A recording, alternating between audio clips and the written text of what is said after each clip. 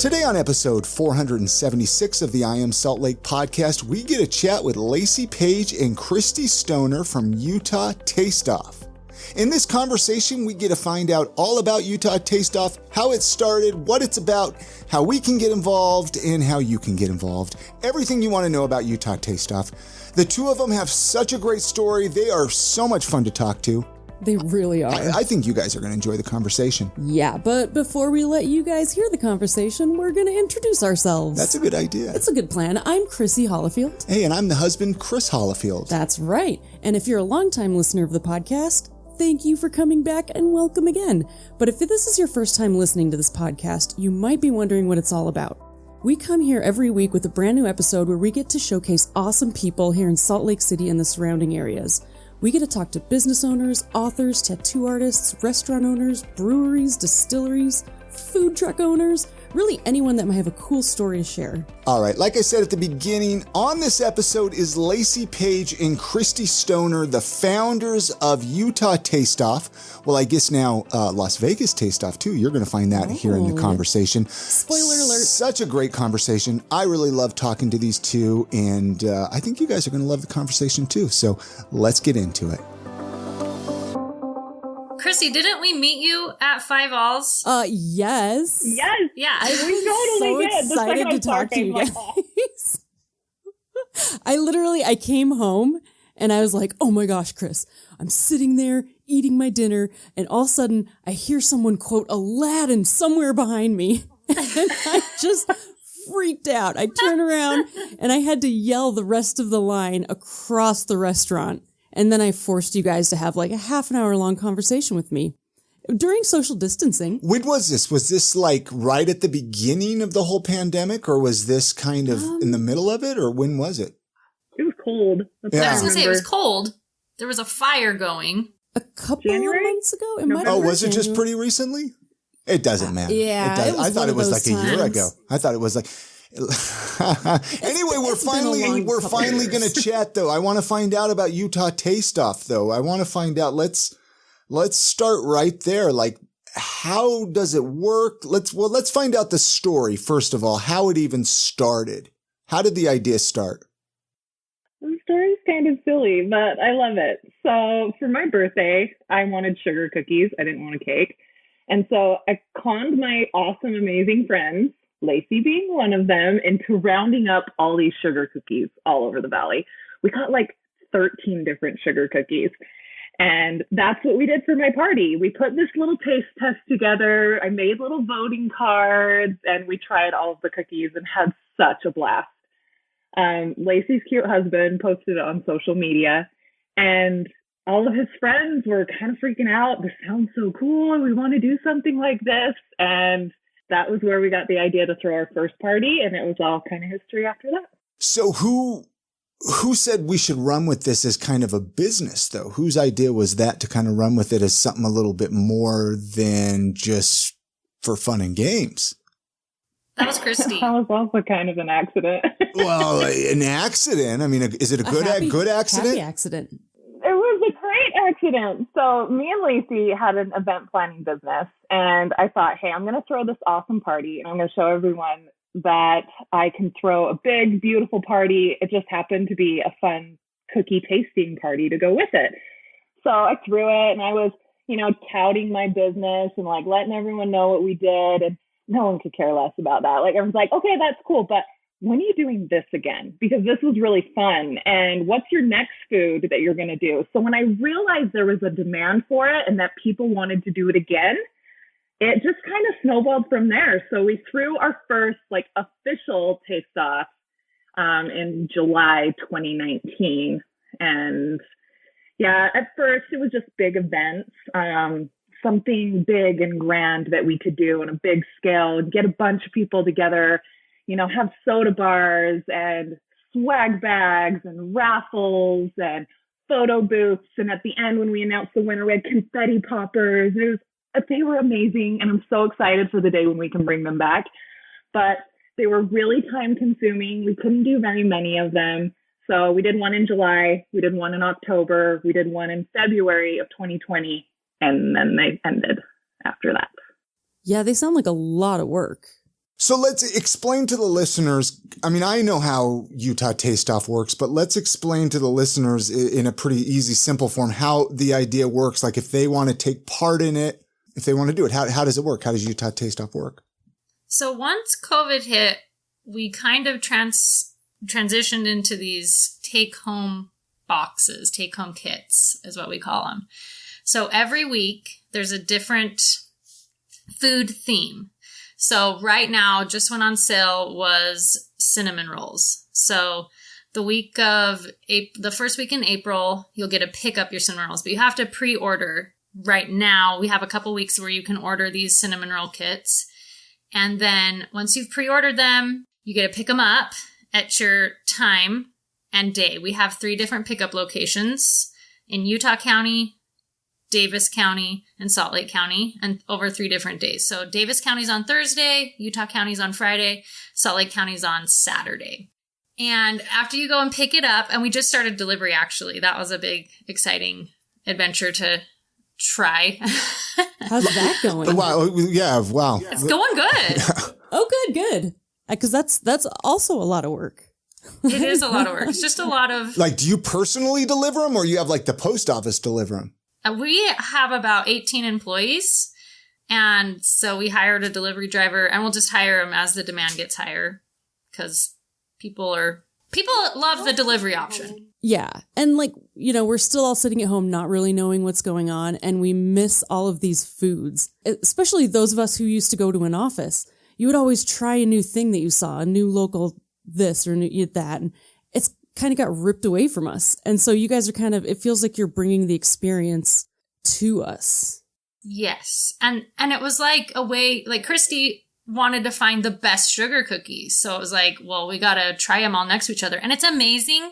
You think a sugar cookie, they're all the same, but when you sit 6 sugar cookies and you try them all, it's crazy how different they are. And you thought, oh yeah, this sugar cookie is my favorite. And then you try it next to this and you're like, actually, I kind of like that one better. So it's a really fun way to discover which one's actually your favorite and maybe discover something new. A lot of these places people haven't heard of, or they've never been up to Davis County because, a vendor might be up in Davis County. And so it's just a way to find out about it and find some new places that you can hit if you're, heading north or heading south. You can go, I know where to get a really good donut up in, Davis County or whatever. So it's been really fun. Very cool. It seems like to me that 2020, it was actually a good thing for your business instead of a hindrance on your business. Is that kind of, I'm trying to figure out how to word that. Am I wording that? Yeah. It created a demand that may not have been as demanding, for lack of a better word, because, we're all sitting at home. Yeah, we knew we had that problem with our big events because the overhead is so high and we're always limited on how many people we can get into an event based on the size of the venue, right? And so we knew we had that problem. We knew that it took a long time to put one together and we're limited in between. There's all this downtime in between planning events. So yeah, we knew that we had a problem, but we weren't real pressured into figuring that out. So, COVID just stopped us in our tracks. It's like either you shut your doors or you take this by both hands and you figure it out, and you figure it out right now. And it actually was the perfect time for us too, because not only were people kind of bored and looking for something fun to do, but everyone had this awesome sense of community and supporting the local businesses. People wanted to help. And at first, we actually offered just our printables online. We're like, here, go buy stuff from the local vendors and do it yourself. And people are like, that's a great idea, but I'm not going to do it. Nobody has the time. How about you do it for us and put it in the box? And so that's kind of how it snowballed from there. And it's great. It's great. You can support 6 businesses all at the same time just by buying one thing. So it worked out very, very well in our favor.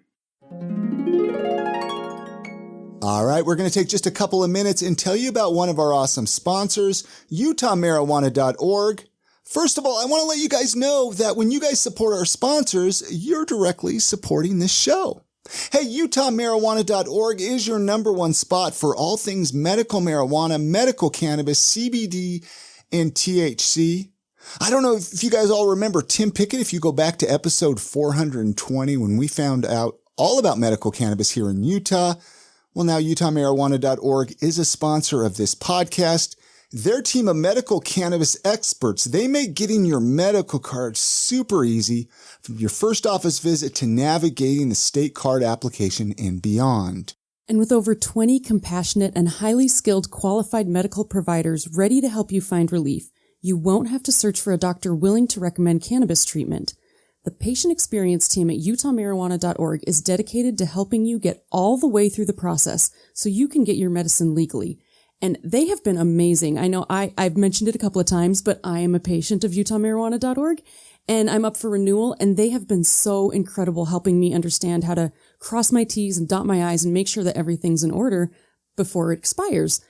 So right now, they're offering an exclusive discount to the I Am Salt Lake listeners. You can use the code GREEN25 for $25 off your first visit. Hey, and if you're in the North Salt Lake and Bountiful area, check this out because UtahMarijuana.org, they have a location. It's located right next door to Wholesome Co., right there in Bountiful. The address is 580 West, 100 North, number 4. It's actually right next to Costco, too. So if you need to get your medical marijuana card, UtahMarijuana.org, they're the place to go. They have locations all up and down the valley. So depending on where you're located, they have a location just for you. Isn't it time that you took control of your own health? UtahMarijuana.org. Feel better. How do you decide on what you want? Because it's not just desserts and cookies that you do a taste off with. I mean, like I see one up there right now with chili and stuff like that. Like, how do you decide what you're going to do? We really use our following, like on social media, Instagram and Facebook, and ask people, like, where's the best place to get chili and where's the best place to get curry? And people love it. It just has created this community where people can share their ideas and their opinions. And it's so fun to see what everyone comes up with. And I learn about new places all the time. So we kind of compile these polls that we take and these, quizzes and where we get all this information on Instagram. And then we do this whole planning meeting where we're, people weren't really into, I don't know, something that people weren't really into that we asked about. Kristy, what's something? I don't know. I can't think about it, but it was like, no, let's not do that. Anchovies? Yeah. Is that even a thing? I don't know. Who has the best anchovy? They're all gross, right? There's things that people will request that we wish we could do, like pizza or hamburgers or tacos, that someday we'll be able to do. Logistics is a big part of our business. That's a lot of the determining factor of why we don't do a lot of events, because sometimes logistically it's just too hard to put together, because we don't serve the food hot unless it's a live event, which then becomes a whole, avenue of trickiness on top of it. But if we're delivering it cold, it's something that has to be reheatable. When it comes to savory, it just gets a little bit tricky. Yeah, absolutely. Interesting. It's true. How did the two of you meet even? We didn't even go there. How did the two of you meet? Our husbands have worked together for the past 13 years. They've been business partners. And so you just hit it off, and we've been friends for a long time. Have you done a business together? Is this your first business that the two of you done together? She did event planning with me. Yeah. She started that a little bit before Taste Off with me, but Lacey is awesome. I needed a bootstrapper, that would jump in and get some crap done and not need a rule book, because that's isn't that entrepreneurial 101? There is no book. You have to figure this out all on your own. And Lacey was the perfect person. And she was eager and willing. And yeah, she's the perfect partner. You have 18 employees, you said? We actually probably have closer to 30. I mean, what do you, I'm sure you need it, but what do they do? What do your employees do? What do you, yeah. What do they do all day? Yeah, what, because you're not making the cookies, you're just kind of putting these packages together, right? Did you know that we have a Vegas location too? Yeah, I heard about that.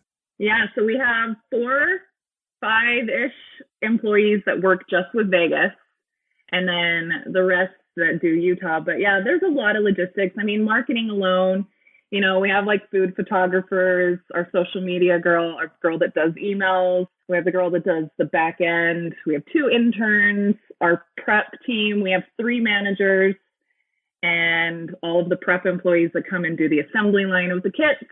We have our vendor relations girl that reaches out to all the vendors to get them to participate. And then we have a logistics manager that puts together all the logistics of each event. So, wow. And a delivery driver. There's a lot. Yeah, no, I mean, I knew you were busy. I was just curious. It's like, if they're not making the cookies and stuff. Break it down how much work you guys are doing so we don't have to. It's a lot. Yeah. No, it sounds like every time you do it, it would definitely come with probably a whole new set of challenges each time too. So you probably have to rethink every time you're doing it. You know, like cinnamon rolls versus sugar cookies. You'd probably have to package them differently or something. I don't know. Yeah, that's a big part of it. We have to reinvent the wheel every week, basically, unless we're repeating, cookies are cookies. They're kind of similar, but yeah, we have to get the food before, make sure it fits in the box, and all these crazy logistics that. Yeah, we've never repeated, even if we've repeated event theme, we've never repeated the vendors that were in the theme. So if we've done sugar cookies again, every single vendor in the sugar cookie kit will be different than the previous time you've done the sugar cookie kit. So finding all new vendors, and there's a lot that goes into teaching them about the process too. I mean, it's something very different that vendors have never participated in. It's not a marketing event, but it's not a catering event. And so for them, it's somewhere in the middle, and it creates a whole new area of education.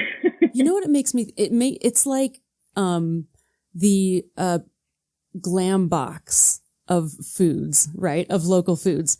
Like I subscribe to my beauty box or whatever it's called, and that comes in the mail. Every month I'm like, it's my makeup. And this is like that for yummy local food. It's amazing. It's like the perfect thing. It's super fun.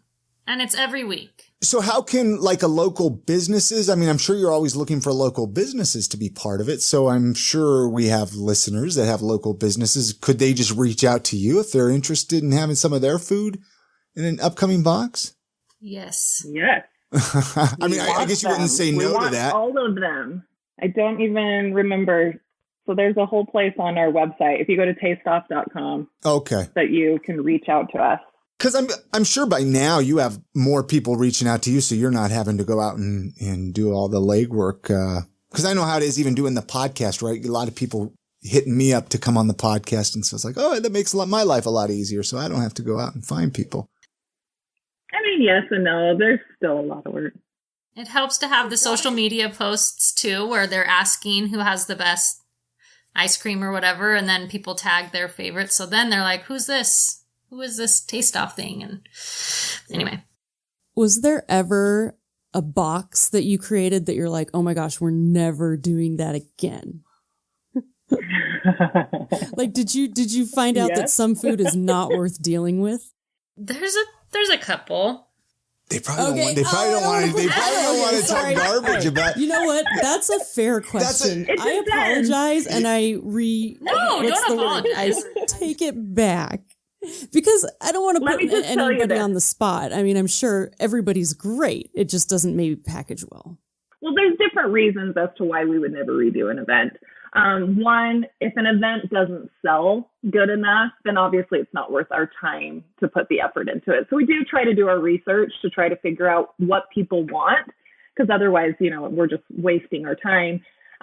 So there are ones that we've determined because of that, but there are also ones that we've determined that we would never do again just because logistically it was a nightmare or it was too expensive. And that's really hard for us. We try to keep all of our kits the same price. They're $45 a kit for 2 people to participate. And if it doesn't fit that mold in our budgets, then we just can't do it. And we've taken chances, and some of them have kind of bit us a little bit. Okay, so you could probably tell us some of your favorite kits then. I mean, if you don't want to, those are okay to talk about. What have been good. Tell us some of your favorite ones that you've done over this last year. I loved our cheese one. We did a cheese one. I don't know why. I just loved just like cubes of cheese, or dude, we need to hook them up with Steve. Steve the cheese guy. Steve. He's awesome. He does cheese awards. We'll talk about it later. Okay. But yeah, he does the Utah Cheese Awards. Super cool guy. So he knows all the cheese He mongers totally and does. cheese creators of Utah. Yeah, we're doing cheese again in a couple weeks. So yeah, we got a couple vendors. They put a wedge of cheese in there. We put a cute cutting board and some crackers so people can actually like turn it into a fun little activity for their family. So that one was really fun. I was really surprised how much my kids liked that one, actually. My personal favorite, was snickerdoodles. I'm obsessed with cinnamon and snickerdoodles, and I had no idea like the variety of snickerdoodle cookies that we would get. I thought they'd all be, traditional, flatter, chewier snickerdoodle cookies. Not at all. Some had frosting, some had cinnamon chips. Let's see. One of them is like a horchata cookie from Ruby Snappers. It's amazing. So I was super surprised and impressed with what we got from that. And another one of my favorites that I'm actually looking forward to, it's coming up soon. It's a soft pretzel one. I'm so excited for that one. Oh my gosh, I have to have that one. Yeah. Will there I'm be excited cheese for that, sauce? This is, I just need to know if I need to bring my own. I don't know. The dipping sauces? It might be a BYOC. That's fair. That's fair. Cheese. As long as I have ample time to prepare, I'm good. Yes. That one sounds exciting though, too. I love it. Yeah, we have a cookie butter one coming up too that I'm super excited for. Like all things cookie butter. So there's like a cookie butter sweet roll. There's a cookie butter cookie. You guys know what cookie butter is? I was going to say. Well, I've had Trader Joe's cookie butter. Yeah, I don't even know what you guys are talking about. It's okay. Okay. Someone tell me. It's probably better. It's so addicting. Oh, it's delicious. Is it cookie dough? No, You know, like I'll Biscoff look it up cookies. later. The airplane cookies. They make like a peanut butter spread with those cookies. It's crazy and it's amazing. Ah, you get it at Trader Joe's. I'm gonna have to go check them out. You can get it at Trader Joe's. The things you learn. So let's talk about We'll educate you. About Vegas. So you expanded to Vegas. Did you plan on that happening, or was that kind of an accident? Lacey hates We me totally for this. I really planned that. pushed her into that Okay. one. No, Vegas was a plan. We want to expand, be in every state. So did you know somebody in Vegas, or why Vegas?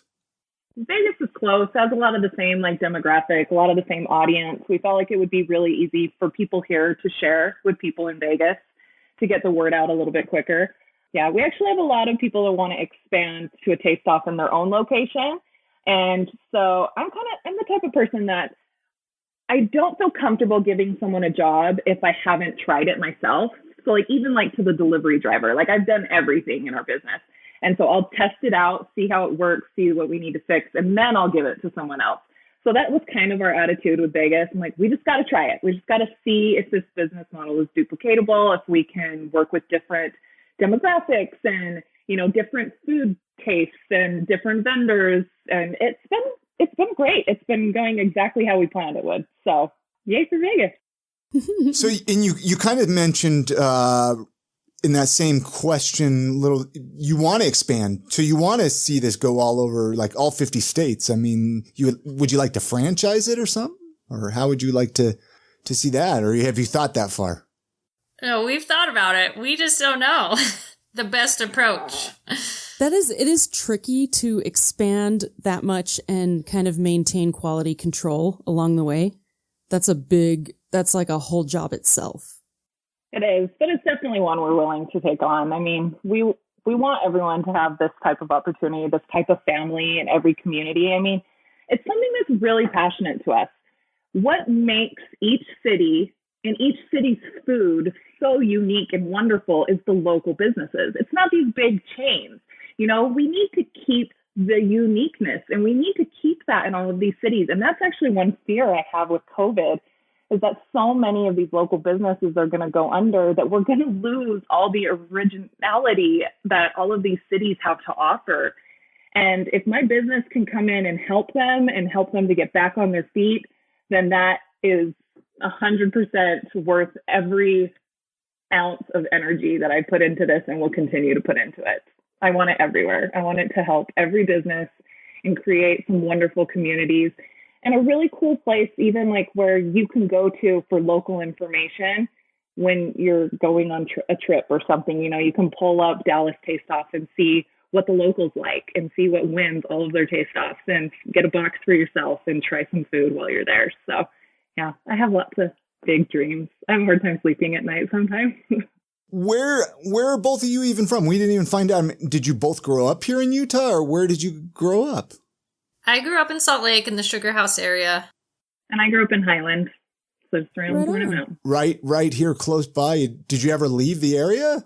I didn't. I'm in Draper now, so not really. Well, for Sugar House to move to Draper is pretty big. It's a pretty big move. That's a transition. For people from Sugar House. Past 33rd South is like out of the state. Yeah, I lived in New York for a year, but other than that, I've been here the whole time. So, but we love to travel. And I mean, me and Lacey, since our husbands have been business partners, we travel a lot together. We do a lot of our vacations together. And that food is like, if not number one, number two on our list for everywhere we go. So food's always been a big deal for us, whether we're here in Utah or anywhere else. So we always like to find out about, people that come on the podcast here. And you mentioned traveling. What are some other hobbies and interests that the two of you enjoy when you're not doing the taste off stuff? Me and Kristy are actually both really into CrossFit. Okay. Ooh, good for you. Thanks. It's super fun, and I love it. It's been harder to get to the gym because of this. Because of COVID or because of running a business? Running a business.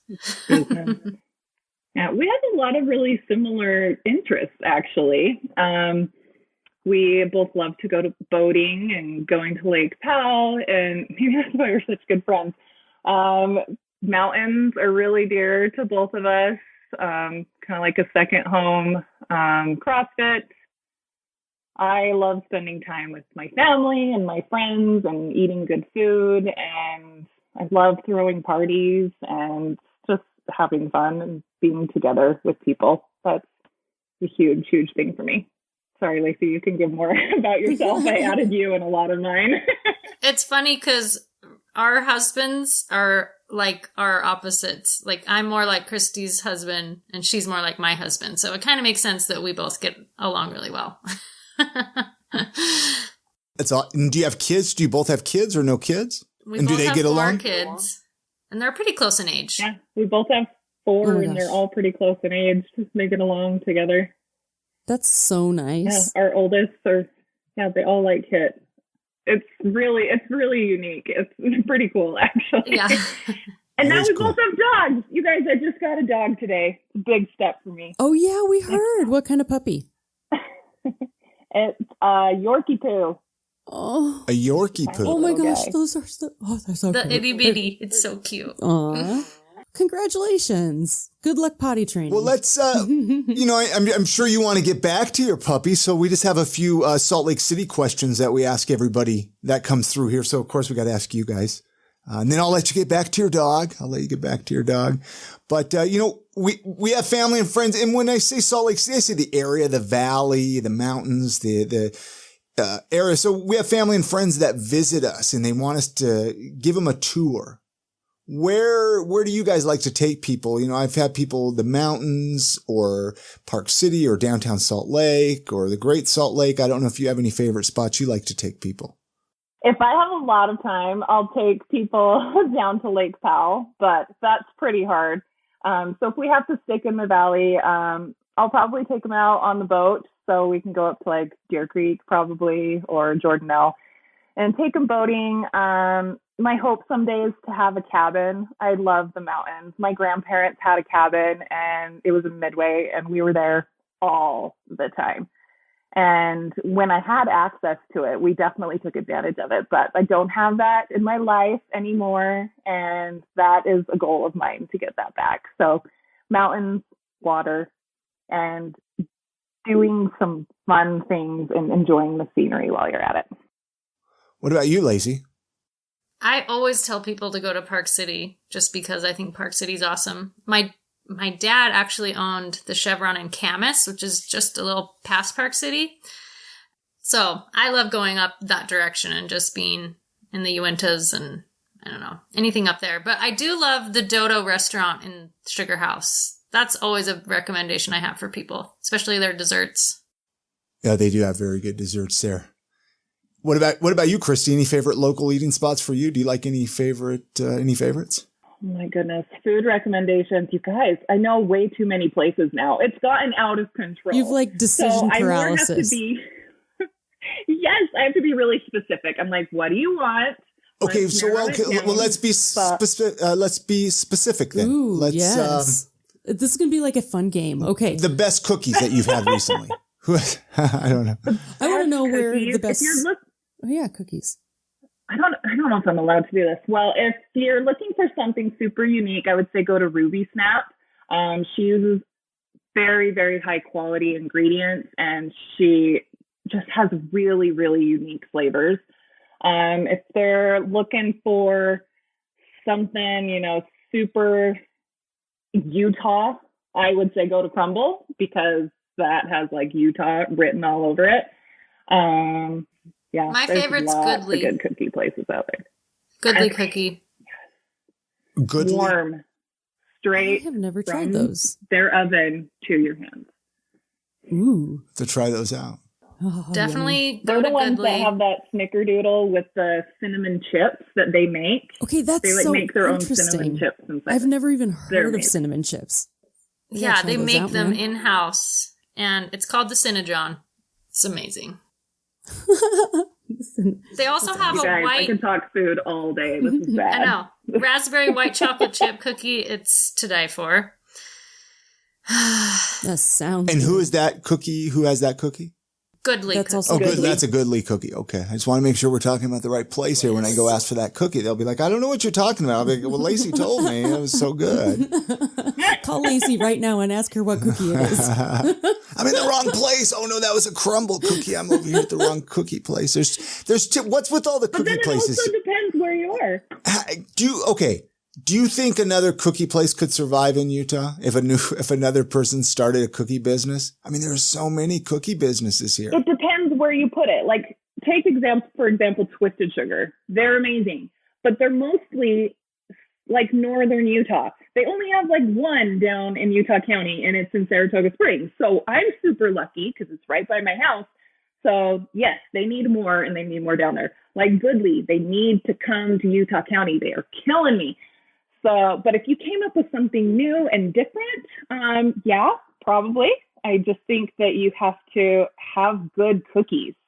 That's honestly what it comes down to, because there's plenty of people, and there's plenty of people that want cookies, even if there's two right next to each other. You just have to have good food.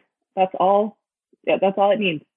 Probably right. People, I hear that all the time. They're like, oh, we have too many of this and too many of that. And it's like, well, if you're good, the cream rises to the top. So it's true. And I do feel we like actually need more donut companies. I would agree with. I would agree there. Not a lot of donut shops here. if any place has like the mixed soda, the dirty sodas, I think they'll be fine. There's something about Utahns and their caffeine addiction. Gosh. That is, it's so true. Like, it's true. Like the lines are always so long. It's crazy. It's pretty funny. We don't get our coffee at 8 a.m. We get our soda. They get their soda. Their dirty sodas. That's so rad. You gotta love Utah. Is there anything you would change about the area, about the valley, about Salt Lake City, if you could? Oh, man. What a question. I'm honestly missing, and I guess this is a little more in Utah County than Salt Lake County, but I'm missing a lot of like the sit-down restaurants. Down here, we don't have a lot of that. Like all we have left is like Olive Garden. I'm sorry. I will not eat there. Like I will go down to Provo to go to communal so I can sit down and have a meal with a bunch of people. And like, I miss that. I miss that atmosphere of like getting out of the rush. And thankfully, if I go to Salt Lake Valley, I feel like I can get that back. But Sandy, Draper, Utah County, we're really missing that. And it's really sad. That's actually all the restaurants that I suggest to people, like place like Rye, communal, like any type of like sit down farm to table type restaurant where you feel like you can get real food and you're not going to be rushed and you can like enjoy your time. And what's the Copper Onion, like stuff like that. I really like those restaurants. And I agree 100% with you. How can, let's run down the list of like how people can find out more about Utah Taste Off, how they can, take part of the kits if they want to, and find out more about the projects you have going on while we kind of wrap this episode up a little bit here. So we have an email list that you can join, and all of this you can find on tasteoff.com, just tasteoff.com. Join our email list because you'll get an email announcing what's, going on sale. And it's every Monday something new goes on sale. And they'll be on sale for a couple weeks. And then you have to pick your location to pick up or delivery. But yeah, our email list or the website will give you some information. And Instagram's huge. We love our Instagram page. It's beautiful, beautiful food pictures and photography and a fun place to be part of a community. Yeah, definitely follow your Instagram page. If people don't do anything else but follow your Instagram, at least do Still that. worth it. It is beautiful. I agree. Yeah. But of course we want people to get your kits, the little Taste Off kits but Kristy has a final question that she asks everybody that comes through here. So I'm going to let her take over and ask a question. It's been awesome to talk to the two of you and find out more about Utah Taste Off. And I always tell people, let's catch up down the road. Got to hook you up with the kit. Good. Awesome. I know. I was just looking at it. I think I'm going to order the cinnamon roll kit because, oh my gosh, cinnamon rolls. I love them. And they're huge. Oh my gosh, they're so big. And I won't be able to eat them all. It comes but that's with okay. so many that we couldn't fit them all in one box. So with this one, we have to use 2 boxes for all of them. So it's a lot of food. Man, that sounds fantastic. Yeah, I gotta get one of those tonight. But I'm going to let you guys have an evening, but before I do, could you each leave us with a piece of life advice or a motto? I'm a big promoter of living in the moment and really being present in the moment and not allowing yourself to worry about the past or worry about the future, because I feel like you really can't have joy unless you're right here, right now in it. And that's my biggest tip, is live in the moment. And yeah. She's so good at it too. She's so great. That is a skill. That's a hard thing to do. What about you, Kristy? One thing that I have realized in my adulthood is that I'm pretty good at not taking offense to things, and it has benefited me in my life dramatically. First of all, you just have to realize that we're all people. We all make mistakes. We all say stupid things. We all have opinions. And we have to be open to change and open to development. And someone might have, something to say. It might be worthwhile. It might hold value. They might not be the only one out there. So you have to take what people say and be able to let it marinate and take it into account. And if you can change yourself for the better based off of, someone's comment or opinion, then that's great, to be able to better yourself and to better, your business or whatnot.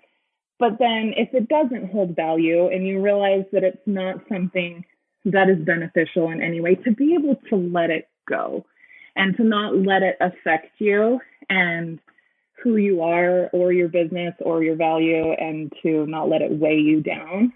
I think that you will benefit in your life if you can hold true to that. Thanks again to Lacey Page and Kristy Stoner for joining us on this episode of the podcast.